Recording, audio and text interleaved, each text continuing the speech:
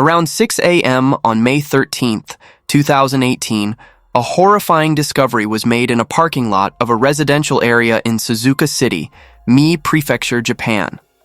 On the back seat of a van, the body of a young man was found in a tragic state. The victim was Reiki Yokoyama, a 25-year-old man with his neck tightly strangled by an electrical cord over 3 feet long. On his face, above his left eye, there were signs of a struggle. Notably, this van belonged to the victim himself. The doors were unlocked and the keys were still in the ignition.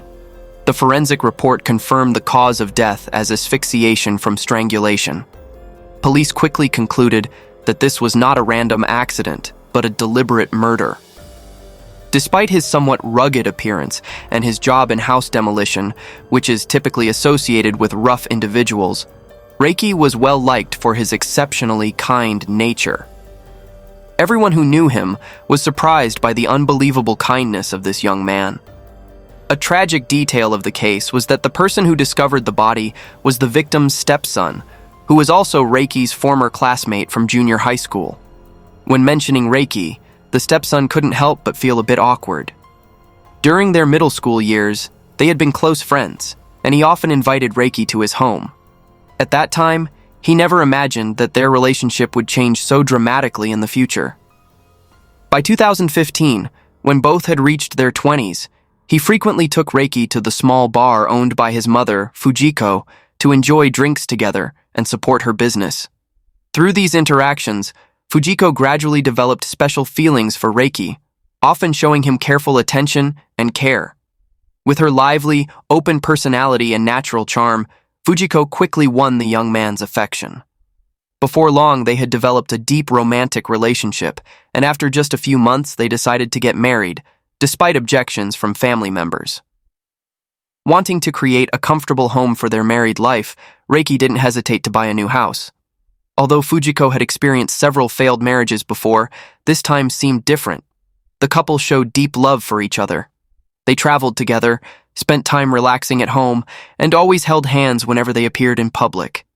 Witnessing the happiness evident on both their faces, the son, though initially uncomfortable with the relationship, gradually accepted the marriage between his mother and his old friend. At least from the outside, their family radiated warmth and happiness under any circumstances. When investigating the case more deeply, authorities noted Fujiko's account of the events. According to her, after 1 a.m. on the 13th, Reiki had finished work and stopped by her small bar for a few drinks. Around 4 a.m., he drove home first to rest. At 5 a.m., Reiki called to say he was almost home, but after that call she couldn't contact him again despite trying several times. Worried about the unusual situation, Fujiko called her son, who was living with his father, asking him to check on Reiki. Tragedy struck at 6 a.m. when Fujiko received the devastating news about Reiki's death, which left her completely devastated. In the following days, Fujiko's actions not only moved people to pity, but also aroused admiration for how she maintained composure amid the storm of grief. At Reiki's wake and funeral, the image of Fujiko, haggard and with her head bowed in deep sorrow, touched the hearts of all those present. Her pale skin, eyes red from crying, occasionally she would pause as if to regain composure, but within moments, tears would again stream down her grief-stricken face. Although everyone tried to comfort her, reminding her that life must go on, Fujiko seemed unable to control her trembling from excessive pain. Her reaction made all the family and friends present feel choked with emotion and immense sympathy. Throughout the days before and after Reiki's funeral, Fujiko's expressions of grief and loneliness had deeply imprinted in the minds of all who witnessed them. The image of the middle-aged woman immersed in the pain of loss created an unforgettable impression. At the same time, Reiki's tragic death quickly became the focus of media attention, with numerous articles and reports covering this heartbreaking incident. Amid the storm of emotions and intense attention from the media, Fujiko displayed an admirable quality. She suppressed her bone-deep pain, calmly drafted and published an open letter to the media as the victim's wife. Suddenly losing a loved one is unexpected. The entire family feels immense grief. Now we only want to carry the memory of the deceased and quietly bid him farewell. Therefore, please refrain from taking photographs and other actions to avoid causing trouble for the family. Thank you. Additionally, I ask reporters to adhere to relevant principles, exercise self-restraint, and report responsibly. Through this action, everyone could see that, despite enduring indescribable pain, Fujiko still prioritized the dignity and respect of the deceased. She wanted to ensure that her husband could depart in peace, undisturbed by camera flashes or intrusion from the media. Beyond expressions of grief, Fujiko also revealed deep anger toward the person who had taken her husband's life. In a memorable interview, when a reporter asked about her feelings toward the killer who was still at large, Fujiko could only bow her head, her voice choked. "I cannot express it in words." The pain was evident in every feature of her face as the reporter continued to probe into her thoughts about the perpetrator. Unable to hide her anger, she answered briefly, but emotionally, "I hate him. I want to kill him." After 2 months of active investigation, the case took an unexpected turn. Police arrested 2 main suspects, but what shocked the entire community was their identities. Fujiko, the woman who had sworn to avenge her husband, was one of the 2 suspects. The other was identified as Shinzo Kamiyama, a 29-year-old ordinary company employee. Further investigations revealed a shocking truth. Shinzo was Fujiko's secret lover, and they had begun their relationship at the beginning of the year, despite their 16-year age gap. This discovery stunned everyone who had witnessed Fujiko's grief. The image of the woman sobbing uncontrollably, nearly exhausted from pain at her husband's funeral, was still vivid in everyone's minds. If these allegations were true, then Fujiko's acting ability truly deserved an Oscar. Moreover, what puzzled people was what charm she possessed that could always attract these young men to love her so passionately. So let's learn more about this woman named Fujiko. To better understand the central figure of the case, we need to look back at Fujiko's life history. Born in 1973 in Mie Prefecture, she grew up in an imperfect family with only her mother and 2 older brothers. A notable detail is that all 3 siblings had the same father but different mothers, a sign that their father had gone through many failed marriages. The single-parent family circumstances, coupled with the mother having to spend most of her time working to make a living, created an environment lacking proper supervision and guidance for the 3 siblings. Without strict supervision, all 3 developed into rebellious individuals. The older brother later even joined a gang. Fujiko, with her stubborn nature and refusal to conform, had to change schools multiple times throughout her high school years. Amazingly, with her energetic and decisive character, whenever she transferred to a new school, in less than a week, she could take leadership positions within groups of students with disciplinary problems. During her high school years, clearly aware of her limited academic abilities, Fujiko once dreamed of becoming a professional wrestler. However, her life took a different direction when, at age 19, she married a gang member. This marriage quickly resulted in a son, but with her nature favoring freedom and enjoyment, Fujiko couldn't long endure the constraints of family life and daily household chores. As a result, this first marriage quickly ended in divorce. With the combination of youth, a lively, open personality, and attractive appearance, Fujiko had no shortage of romantic relationships in the following years. Notably, she went through 3 more marriages and divorces before meeting and marrying Reiki, her 5th husband. A strange common denominator in all these marriages was that each of Fujiko's husbands was a young man, just over 20 years old. As a veteran in the field of romance and formerly a rebellious girl, the profession Fujiko excelled at most was drinking with others. As she grew older, she used her lifetime savings to open a small bar, serving as the proprietress until she met the young Reiki and once again fell into love's net. Although Fujiko had sophisticated acting skills, sorrowful when needed at the funeral, calm when necessary while coordinating affairs, and furious when required when facing the media, in reality, the police had been quietly investigating her. Through their inquiry, it was discovered that in the first 2 years after marriage, Reiki and his wife truly loved each other.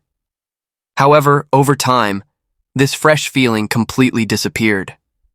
She began to reveal her true nature, taking notice of Shinzo, who frequently came to the bar for drinks.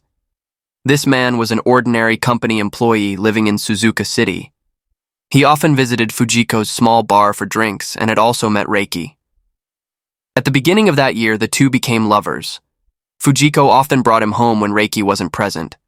Immersed in this affair and fearing discovery, she had proposed divorce, but her husband refused. On the other hand, to comfort her lover, she came up with a bold idea: to make Reiki disappear.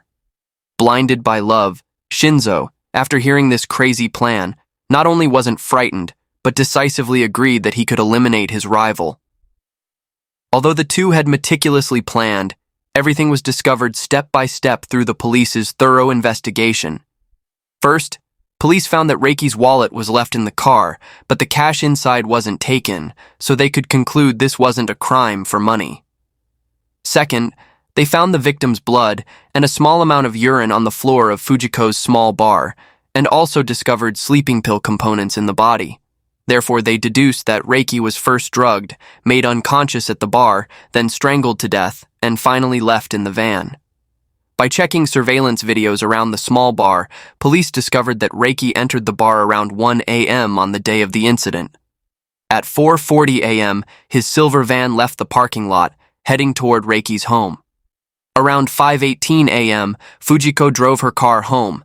Then about 40 minutes later, she called the police.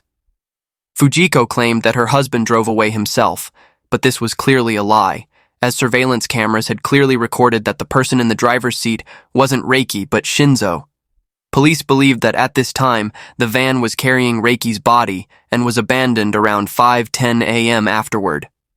Faced with numerous irrefutable pieces of evidence, Fujiko couldn't defend herself.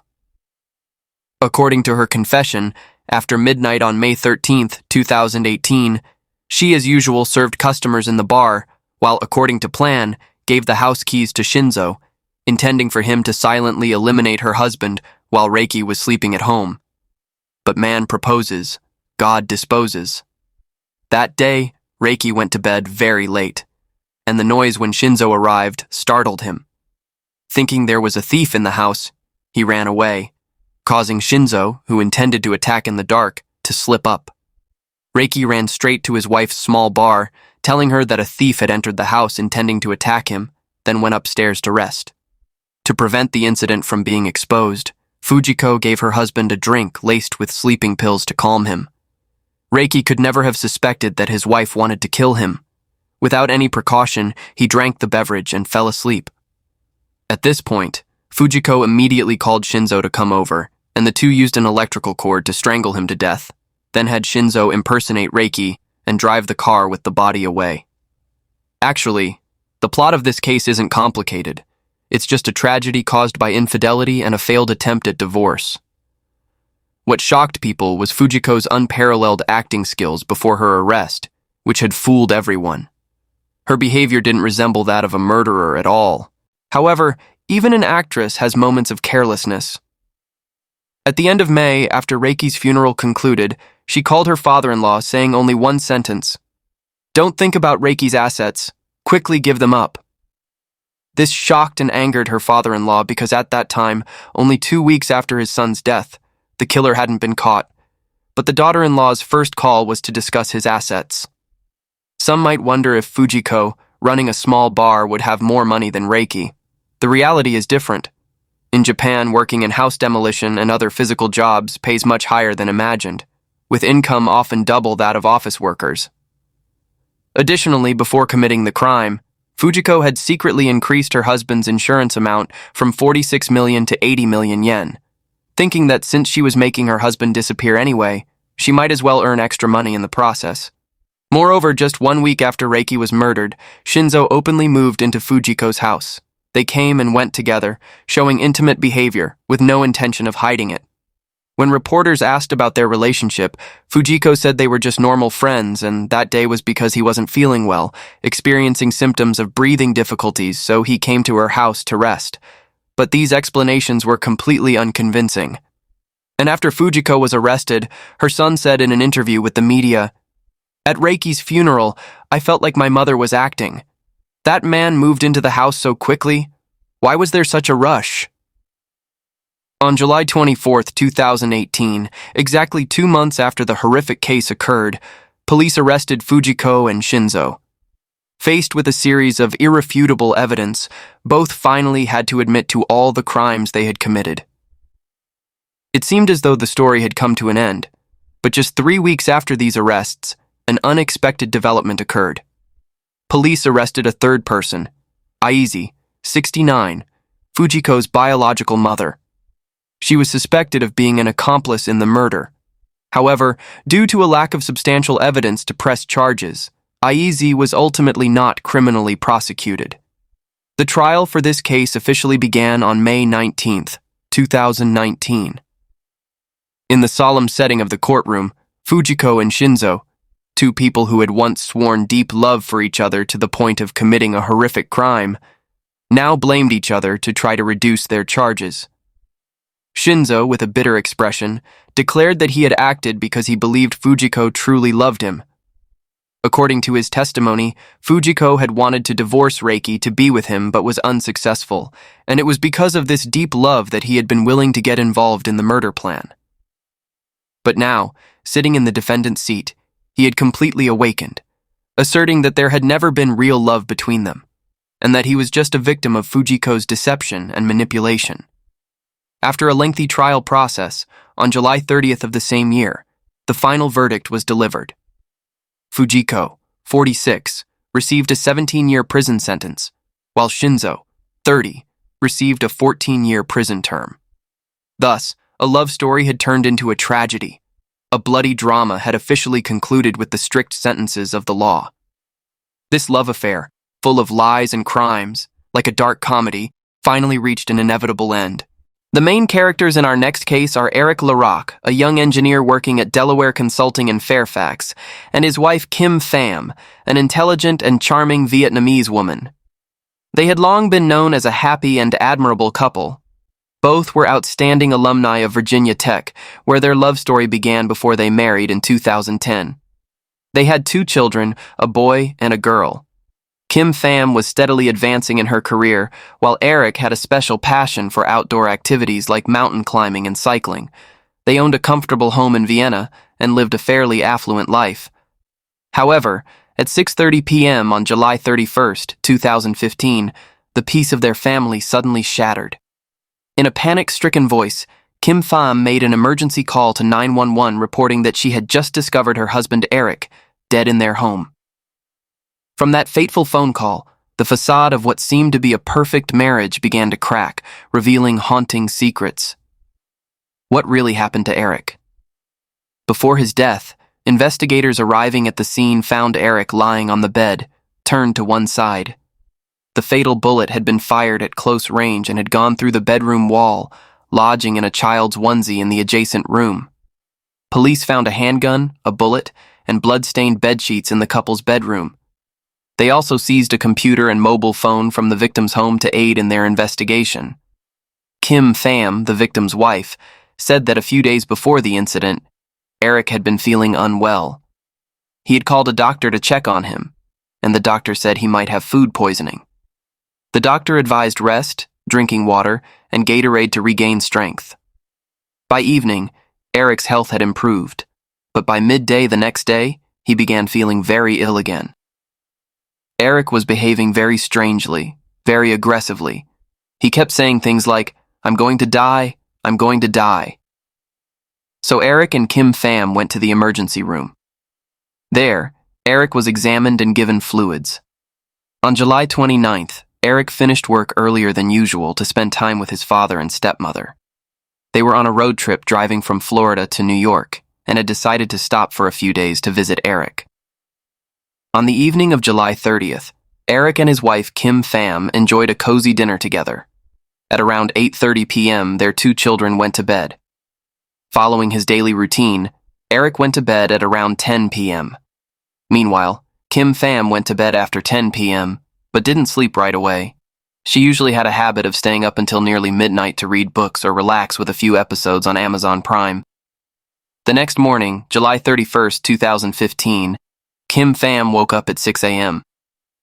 She noticed that Eric had gotten up about an hour earlier, which wasn't unusual as he often had a habit of reading the newspaper in the kitchen or reviewing personal files while having breakfast. However, that morning, as Kim was about to get out of bed, Eric announced that he wasn't feeling well and decided to go back to bed to rest more. When she left the house at around 7:30 a.m., Kim confirmed that her husband was still lying in bed. Kim Pham arrived at her office at Fannie Mae Company around 8 a.m. Throughout the day, she was busy with office work and participated in several consecutive meetings with colleagues. She only left the office for a short period during lunch to walk to Panera Bread at Worldgate Challenger. There, she bought food to take back to the office rather than eating on site.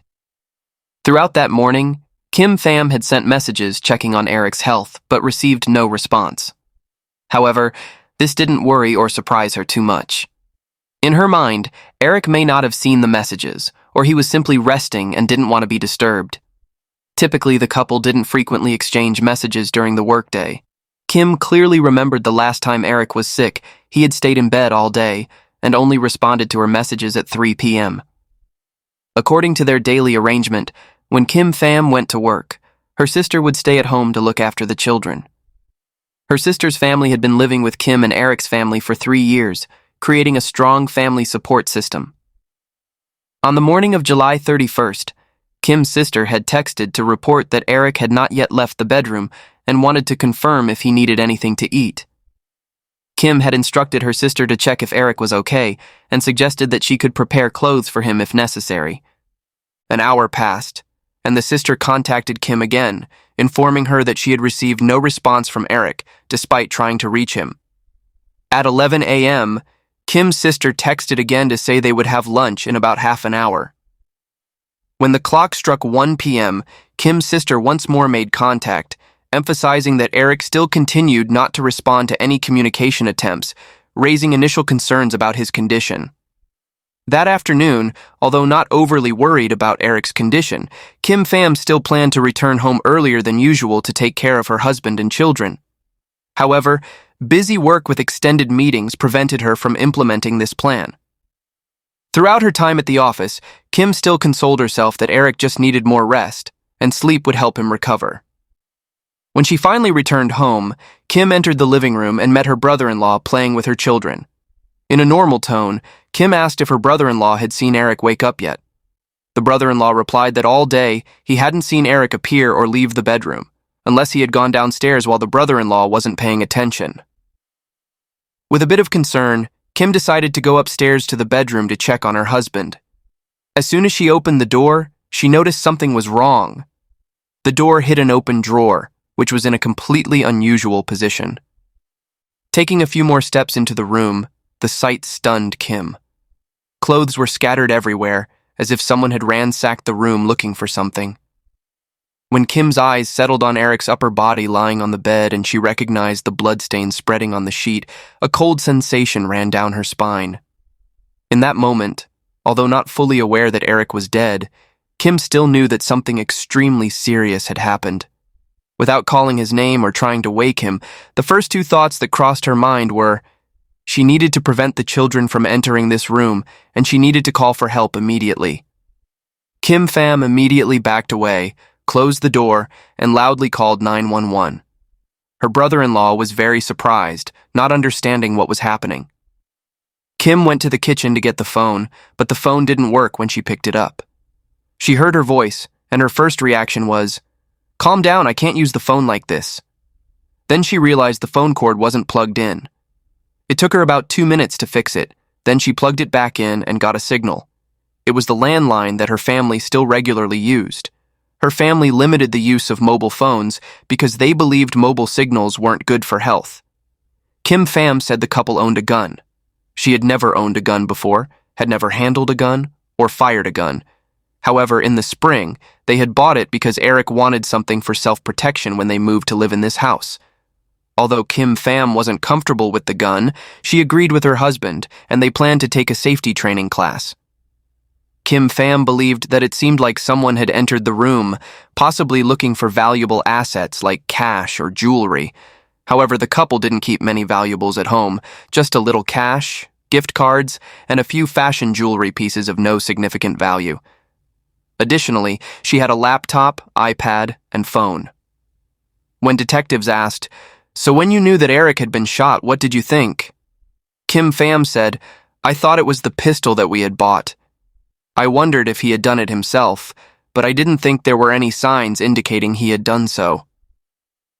13 days after her husband's death, Kim Pham changed her Facebook profile picture to a badge with her husband's initials and the words, "Forever in our hearts."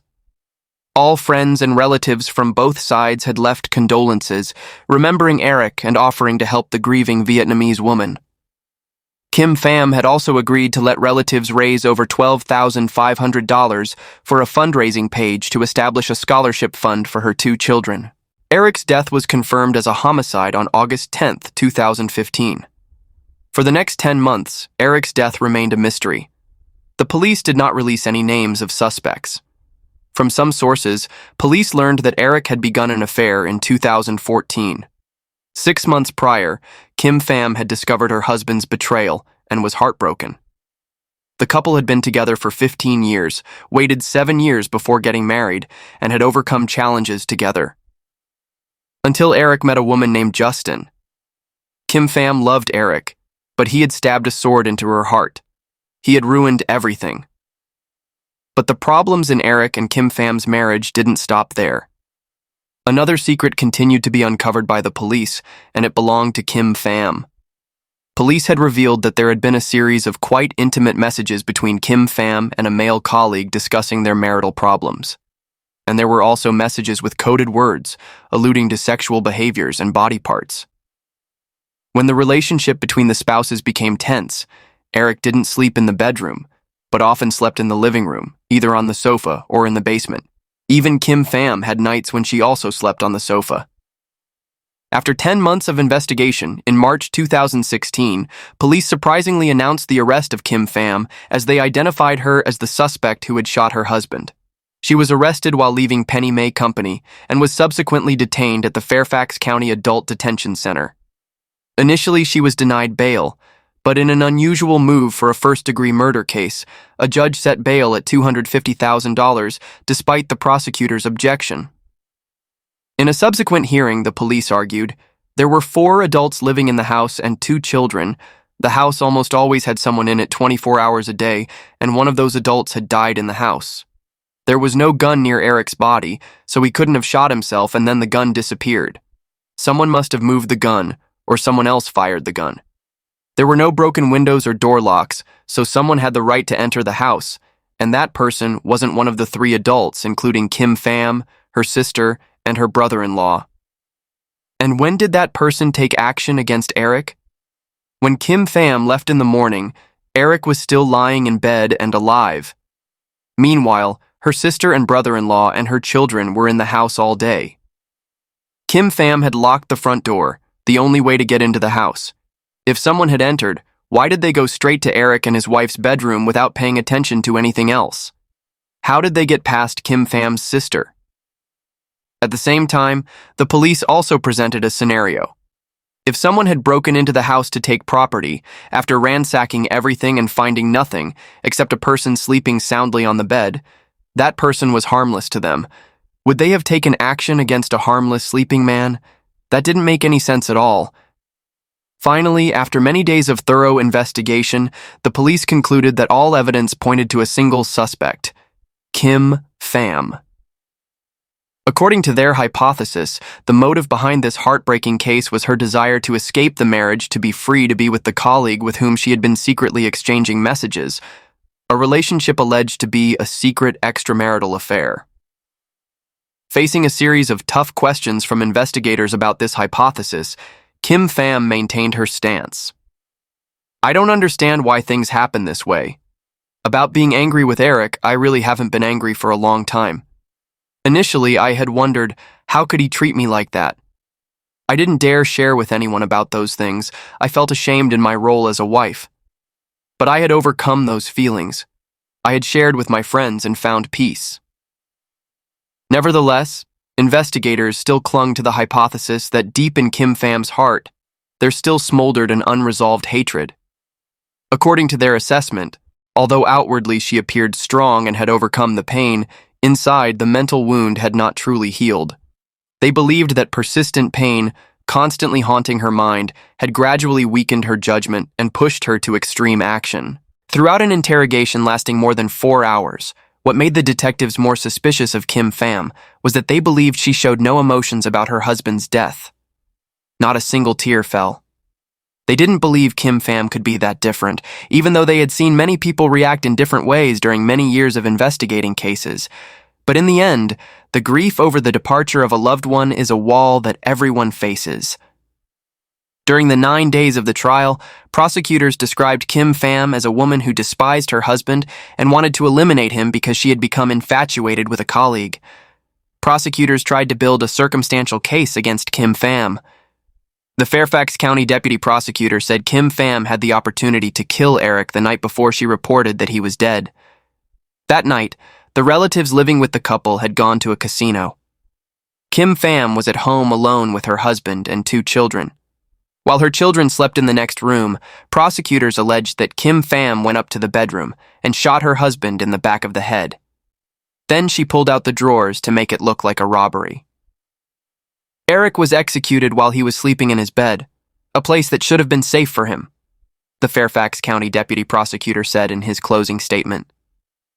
The next morning, Kim Pham had informed her sister that Eric was tired, resting in the room, and then went to work all day as if nothing had happened. That's why Kim Pham's relatives at home on July 31st didn't hear any gunshots. Authorities determined that Eric had been shot with a .40 caliber gun. Police had recovered a .37 caliber gun from a cabinet in Eric's family bedroom, but the murder weapon was never found. The prosecutor told the jury that Eric had borrowed a .40 caliber pistol from Kim Pham's brother before the incident occurred. Kim Pham's brother had testified in court that the gun was not returned to him and he didn't know where the gun was. This gun, along with Eric's mobile phone, were the only items that police determined were missing after the incident. To prove their argument, the prosecutor continued to disclose information. On the morning of July 31st, Eric would not have forgotten to call back if he was still alive. Additionally, prosecutors also said detectives had never found the woman named Justin with whom Eric had allegedly had an affair, and they doubted her existence. For her part, Kim Pham never changed her stance on her innocence. She fully agreed to be meticulously interrogated for nearly 5 hours by the police without a lawyer present, and made no effort to escape, even when detectives clearly told her they believed she was the murderer. The detectives could not find any slip-ups from her throughout that entire interrogation.